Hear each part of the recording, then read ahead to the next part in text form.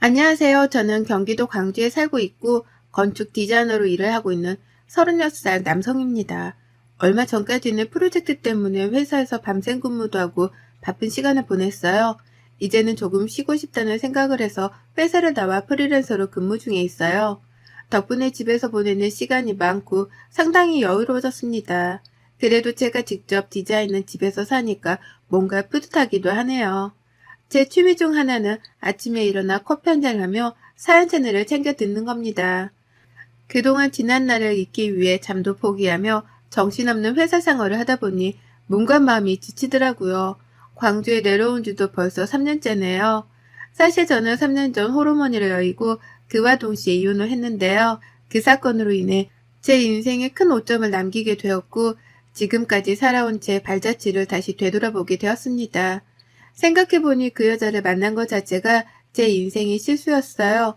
제 사연을 여러분들께 들려드리면 좋을 것 같아 이렇게 글을 쓰게 되었습니다. 그럼 제 사연 시작할게요. 저는 유년 시절에 대한 기억이 별로 좋지 않아요. 어려서 불의의 사고로 아버지가 일찍 돌아가시는 바람에 어머니가 홀로 남동생과 저를 키우셨습니다. 식당 설거지, 건물 청소부터 안 해본 일이 없으셨고 어렵사리 모은 돈으로 학교 앞에서 작은 부식집을 운영하며 저희를 뒷바라지 해주셨어요. 어머니는 저희 형제가 열심히 공부해서 번듯한 직장을 잡고 평범하게 살아가길 바라셨어요. 그러면서도 저희가 하고 싶은 일이 있으면 실패든 성공이든 저희 몫이라며 잘 해보라고 응원해 주셨죠. 저는 가정 형편이 좋지 않았던 어린 시절의 기억 때문인지 집에 대한 집착이 생겼습니다. 그래서 대학도 장학금을 받으며 다녔고 건축 디자인을 전공했어요. 제가 좋아하는 집, 그리고 언젠가는 나만의 집을 만들며 살겠다는 꿈 하나 때문이었죠. 남동생은 어머니를 도와 장사를 하고 싶어 했습니다. 그래서 고등학교를 졸업하면서 어머니와 함께 분식집을 운영하기 시작했는데 사업가 기질이 있었는지 학교 앞에서 운영하던 작은 분식집은 지점을 3개 낼 정도로 번창하게 되었습니다. 그렇게 대학생 시절부터 가정 형편이 조금은 여유로워졌고 그 덕분에 뒤늦게나마 하고 싶은 거 하며 살게 되었죠. 어머니는 평생 고생만 하시다 처음으로 해외여행도 가보시고 백화점에서 비싼 옷도 사보셨어요. 사업이 잘 된 탓에 여유자금이 많이 모아졌고 그 돈으로 건물도 사시고 넓은 집으로 이사도 갔습니다. 나중에 저희가 결혼하면 하나씩 나눠주신다고 저희 몫으로도 아파트도 구매해 주셨어요. 그러다 제가 대학을 졸업하고 우연히 강남에 있는 한 건축회사에서 근무하게 되었습니다. 디자인 감각이 좋다며 칭찬을 받던 저는 신입인데도 불구하고 프로젝트에 참여해서 좋은 성과를 내게 되었어요. 처음으로 제가 디자인에 참여한 건물이 세워지니 어찌나 뿌듯하던지요. 덕분에 사회생활을 시작한 지 얼마 안 되어 많은 인센티브도 받고 실력을 인정받게 되었습니다.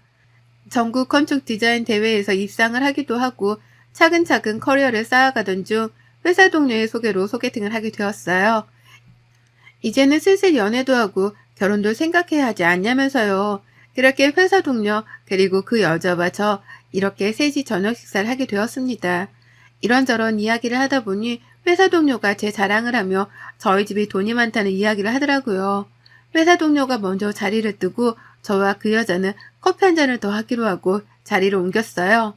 표정이 밝고 성격도 털털했던 그 여자는 저에게 이것저것 묻기 시작하더군요. 취조하는 듯한 기분이 들었지만 애프장하고 호감형이었던 그 여자에게 첫눈에 반했던 저는 있는 그대로 말을 다 해주었습니다. 지금 생각해보면 정말 바보 같은 짓이었죠. 그렇게 연락처를 주고받고 3개월 정도 만나다가 본격적인 연애를 시작하게 되었습니다. 1년 정도 연애를 하고 20대 후반에 접어들면서 여자친구는 결혼도 생각해야 하지 않냐길래 30 전에 결혼하기로 마음먹고 양가 집안에 인사를 드리기로 했습니다. 저희 엄마와 남동생은 새로운 식구가 생긴다는 것에 대한 기대감이 크셨어요. 하루빨리 가족을 만들어 안정된 삶을 살기를 바라시기도 했고요. 여자친구의 집은 평범한 그 자체였습니다. 아파트 경비 일을 하고 계시는 예비 장인어른과 가정주부이신 예비 장모님, 결혼을 준비하며 엄마가 미리 마련해 주신 집이 있었기에 혼수만 준비하면 되는 문제여서 양가 집안의 간단한 예단, 그리고 저희 결혼 반지와 신혼살림과 혼수들을 준비하며 바쁜 나날을 보냈습니다.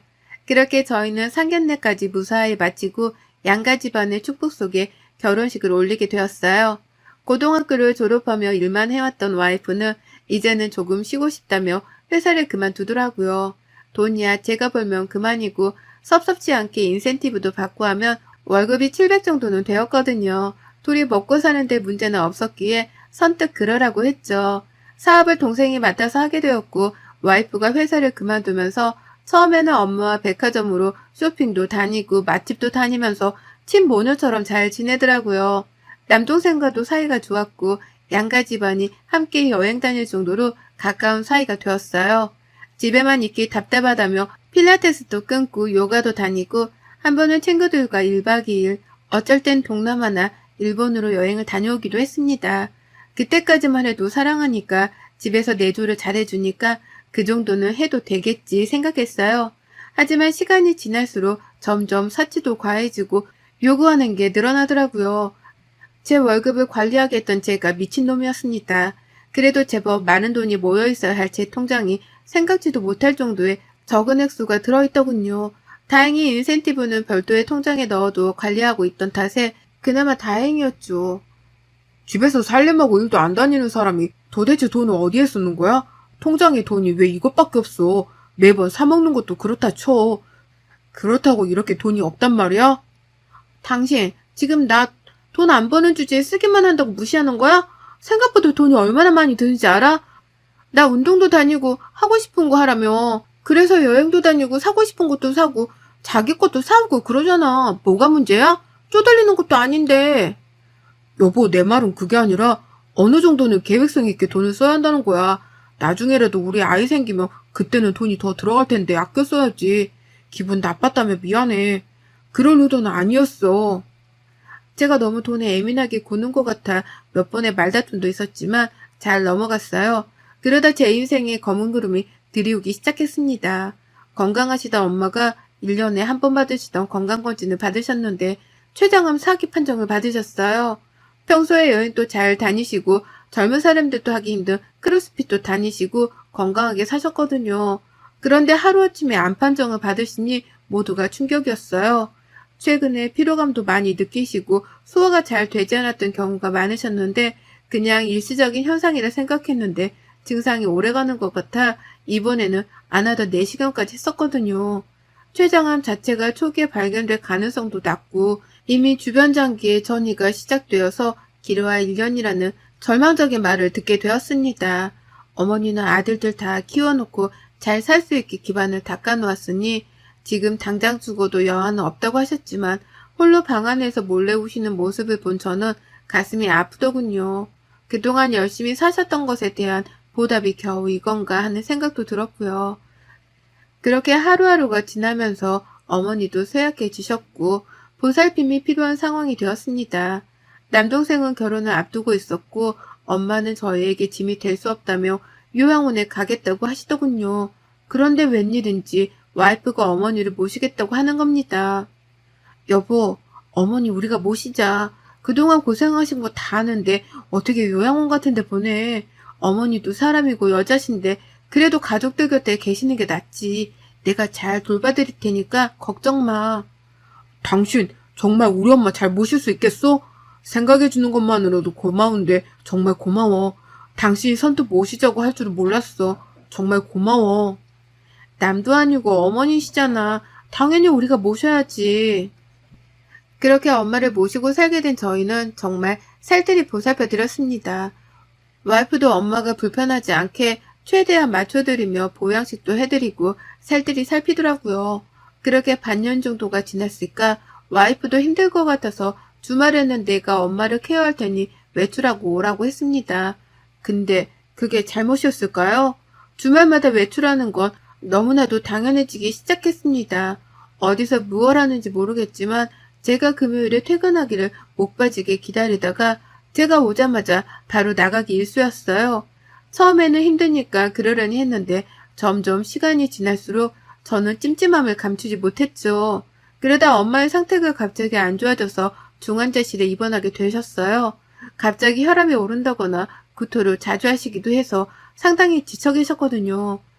의사는 말기 환자의 흔한 증상인데 몸이 많이 쇠약해져 있는 상태다 보니 입원해서 경과를 지켜봐야 한다고 했습니다. 최악의 경우 마음의 준비까지 해야 한다는 말에 저희는 엄마를 잃을까 겁이 났어요. 그러는 와중에도 와이프는 꾸준히 주말마다 어디론가 가서 휴식을 즐기다 왔습니다. 엄마가 언제 돌아가실지 모르는 상황에 주말마다 연락까지 끊기다시피 하며 시간을 보내고 오는 와이프가 이제는 조금 미워지기 시작하더라고요. 그래도 좋은 게 좋은 거라고 남동생도 그동안 형수 고생했으니 냅두라길래 겨우 참았죠. 어느 날이었습니다. 남동생도 장사 때문에 병원에 오지 못하고 제가 회사에 급한 일이 생겨 주말에 출근을 해야 했어요. 간병인에게 엄마를 맡기고 회사에 출근해서 일을 하고 있는데 같이 근무하는 회사 동료에게 연락이 오는 겁니다. 여보세요, 김 팀장님. 주말에 무슨 일이세요? 지난번 말씀해주신 디자인 어제 보내드렸는데 문제 있나요? 아니, 그게 아니라 혹시 박 팀장 지금 어디야? 저요? 저는 회사죠. 지난번에 신입들 디자인 대회 나간다고 회사에서 자체 심의한다고 한 것 때문에 검토하러 나왔죠. 왜 그러세요? 아, 내가 그럼 잘못 봤나? 아니, 나 지금 여기 강원도거든. 근데 박 팀장 와이프를 봤거든? 왜 남자랑 지나가길래 박 팀장인 줄 알고 봤는데 박 팀장은 회사라고 하고 내가 잘못 봤나 봐. 제 와이프요? 친구들이랑 여행 간다고 했는데 친구들이랑 갔나 보네요. 어디 가는지까지는 제가 신경을 못 써서요. 이런 말 미안한데 친구들이랑 온 건 아닌 것 같아. 같이 있던 남자도 얼굴이 익숙하고 어디서 많이 본 것 같단 말이지. 근데 선글라스를 쓰고 있어서 긴가민가 해. 재수 씨는 분명해. 내가 사진까지 찍었다니까? 박 팀장, 혹시 와이프가 바람피고 있는 거 아니야? 내가 관여할 문제는 아니지만 보통 사이가 아닌 것 같아서. 무슨 말이세요? 제 와이프가 무슨 바람이에요? 아닐 거예요. 그렇게 전화를 끊고 사진을 전송받았는데 그 사진을 보고 그 자리에서 굳어버리고 말았습니다. 사진 속 여자는 제 와이프가 분명했어요. 그리고 그 옆에는 와이프를 소개해준 회사 동료였던 사람이 있던 겁니다. 사실 저에게 와이프를 소개시켜주고 얼마 뒤 개인 사정으로 퇴사를 했거든요. 몇 번을 둘러봐도 사진 속 남자는 그때 그 남자가 분명했습니다. 팔에 손목까지 이어지는 타투가 있었는데 그걸 보고 확신했죠. 끓어오르는 분노를 겨우겨우 삭히고 마음을 가라앉히기 위해 물까지 벌컥벌컥 마셨습니다. 사진 한 장으로는 확실하게 단정짓기 어려웠기 때문에 며칠을 고민하다 남동생에게 이 사실을 알렸어요. 남동생도 처음에는 형수가 그럴 리가 없다며 못 믿겠다고 했지만 혹시 모르니 증거를 남겨야 한다고 했습니다. 평소 확인을 잘 하지 않던 차에 블랙박스부터 확인해보자고 했죠. 집과 회사가 가까웠기 때문에 가끔 제가 운전하는 거 말고는 주로 와이프가 타고 다녔기 때문이죠. 남동생과 같이 확인을 하는데 정말 낯뜨거워 죽는 줄 알았습니다. 사랑한다느니 언제 이혼할 거냐는 둥 대화가 녹음되어 있었고 스킨십을 하면 냈던 소리도 모두 녹음이 되어 있더라고요. 좀 더 확실한 증거가 필요했기에 남동생과 저는 집에 아무도 모르게 홈캠까지 달았습니다. 평일에는 제가 회사와 병원 그리고 남동생 집으로 오가며 어머니를 간호했던 탓에 집에는 거의 어쩌다 한번 속옷이나 옷가지를 갈아입기 위해 가기 일쑤였거든요. 설마설마 하는 마음으로 홈캠까지 설치하고 확실한 증거가 생길 때까지 이를 악물고 견뎠습니다. 알고 보니 그동안 주말마다 그 남자를 만나 여행을 다녔던 겁니다. 와이프에게 따로 발급해주었던 카드 3번 내역을 조회해 보는데 호텔이며 뭐며 안 간 곳이 없더라고요. 그동안 이 카드 내용만 봐도 알 수 있었을 건데 사는 게 바쁘다 보니 이런 것까지 신경 쓸 여유가 없었네요. 그 사이에 일반 병실로 옮겨진 지 일주일 만에 엄마의 상태가 급격히 악화되어 다시 중환자실로 옮기셨고 사경을 헤매셨어요. 마음의 준비를 하라는 의사의 말에 남동생과 저는 병원에서 거의 살다시피 했어요. 남동생도 가게를 직원에게 맡겨두고 항상 엄마 곁을 지켰습니다. 그 와중에도 주말이 되면 와이프는 친구들을 만나는지 그놈을 만나는지 알 수가 없었지만 자리를 비웠죠. 어느 때처럼 주말에 친정으로 가서 쉬고 오겠다며 나가더라고요. 남동생과 병원 식당에서 저녁을 해결하고 휴대폰에 연결해둔 홈캠을 우연히 보게 되었어요. 분명 친정에 간다고 했던 와이프는 집에 있었고 침대에 누워 TV를 보다가 휴대폰도 하다가 그러더라고요. 뭐 별거 안 하네 하고 휴대폰을 끄려는 찰나 와이프 옆에 누군가 눕는 겁니다. 경악을 금치 못했어요. 곧이어 그 남자와 와이프가 침대에서 뒹구는데 정말 피가 거꾸로 솟더라고요. 신혼집 안방에서 보는 그 모습에 온몸이 덜덜 떨렸습니다. 남동생은 왜 그러냐며 저와 휴대폰을 번갈아 보더니 아무 말도 하지 못하더라고요. 엄마는 오늘 내일 하시는데 와이프는 다른 남자와 바람을 피우고 있다니 이게 정말 가당키나 한 일인가요? 더 가관인 건 그들의 대화였습니다. 음성까지 들리는 기능이 있었기에 저는 그들이 나누는 대화를 듣고 뒷목을 잡을 수밖에 없었어요. 자기야, 자기 시어머니 오늘 내일 하신다며 언제 이혼할 거야? 이혼? 아직 멀었지. 일단 어머니가 돌아가시던 해야 이혼을 하지. 지금도 아슬아슬한데 이혼하더라도 내 몫은 챙기고 이혼해야지 않겠어? 그래도 유일한 며느리인데 죽기 전에 뭐라도 남겨주겠지. 돈 많은 집이니 나한테도 떨어지는 게 있을 거야. 내가 왜 그 병수발을 들었는데. 그렇지. 자기가 그렇게 개구생했는데 콩고물에도 있어야지. 내가 왜 얘를 자기한테 소개시켜줬는지 알아? 같이 술 먹는데 좀 친해졌다고 지 이야기를 아주 술술 하더라고. 그 사거리 앞에 떡볶이집 알지? 그거 서울에만 체인점 4개 있는데 사업도 잘 되고 집에 돈 많다고 자랑을 어찌나 하던지. 이혼할 때 그냥은 안 나갈 거야. 혹시 몰라서 임신 테스트기도 구해놨어. 역시 우리 자기는 돈 만지던 사람이라 그런가 똑똑하단 말이야. 한몫 챙겨서 빨리 뜨자. 저는 모든 영상과 와이프가 썼던 카드 내역을 다 모았습니다.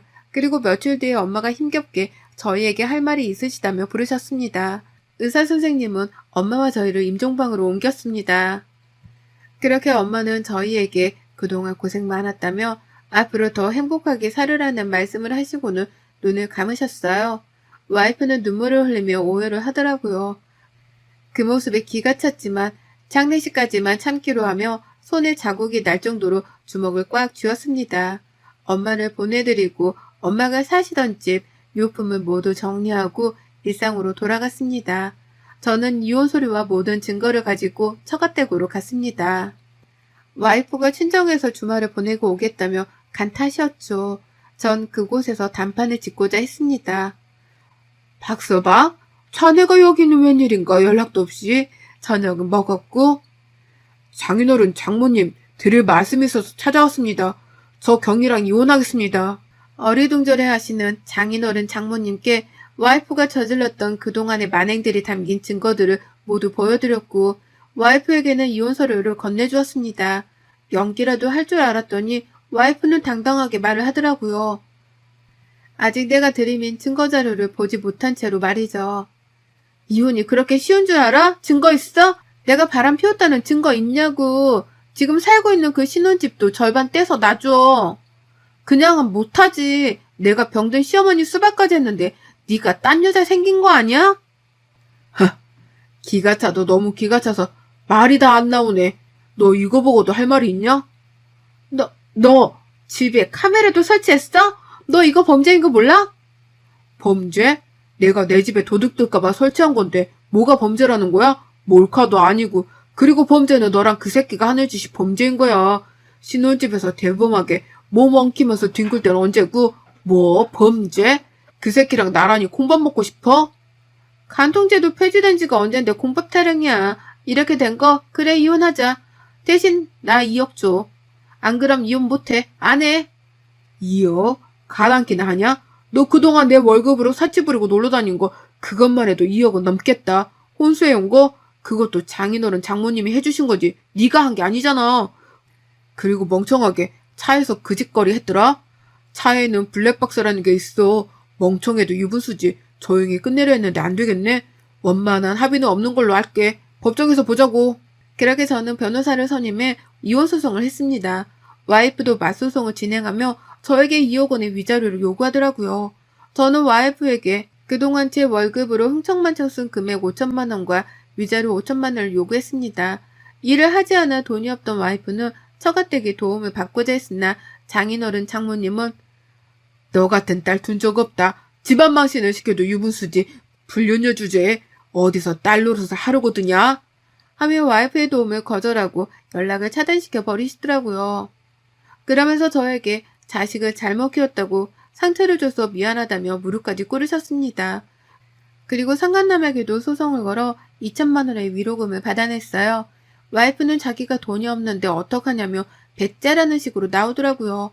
뭐 별 수 있겠습니까? 전 기다렸습니다. 제가 나서지 않아도 주게 될 테니까요. 그렇게 위자료를 주지 않고 꽤 오래 버티더라고요. 처갓집은 와이프 명의로 되어 있어서 와이프가 위자료를 지급하지 않자 장인어른 장모님이 살고 계신 집이 경매로 넘어갈 수도 있다는 통지서를 받고서야 저한테 싹싹 빌더라고요. 어떻게든 막노동이라도 해서 위자료 줄 테니 제발 한 번만 봐달라고 하더라고요. 본인들이 길거리에 나앉게 되자 장인어른과 장모님은 결국 노후자금으로 모아둔 돈을 제게 주시며 선처를 부탁하시고요. 저는 죄 없는 어른들이 고생하시기까지는 바라지 않았습니다. 1억을 받고 5천만 원을 다시 돌려드렸어요. 나머지는 와이프에게 직접 받겠다고 말씀드렸죠. 그렇게 와이프와 이혼 절차를 마무리하고 저는 서울 생활을 정리하기 시작했습니다. 신혼집을 매매해 제가 갖고 있던 돈으로 현재 살고 있는 경기도 광주의 집을 짓기 시작했어요. 1년 정도의 기간이 소요되었고 저는 홀로 그 집에서 지금까지 살고 있습니다. 다니던 회사도 그만뒀지만 저에게 자꾸 작업을 요청해 오는 탓에 프리랜서로 근무하게 되었어요. 혼자 먹고 살 정도는 충분히 되었기에 여유를 부리며 일하고 있답니다. 장인어른의 말씀으로는 와이프를 처갓집에서 쫓아냈고 어디서 무얼 하며 사는지 모른다고 하시더라고요. 그저 제 계좌로 매달 100만 원씩을 꼬박꼬박 보내오고 있답니다. 그렇게 벌써 3년이라는 시간이 지났네요. 큰일을 겪고 나니 제 인생이 더 소중하게 느껴졌습니다. 그래서 앞으로는 후회 없는 삶을 살려고 해요. 내년에는 해외로도 나가볼 예정입니다. 더 이상은 결혼에 대한 생각도 없고 코로나도 잠잠해졌으니 더 늦기 전에 넓은 세상을 만끽해야 하지 않겠어요? 여러분의 생각은 댓글로 남겨주세요. 오늘도 시청해주셔서 정말 감사합니다.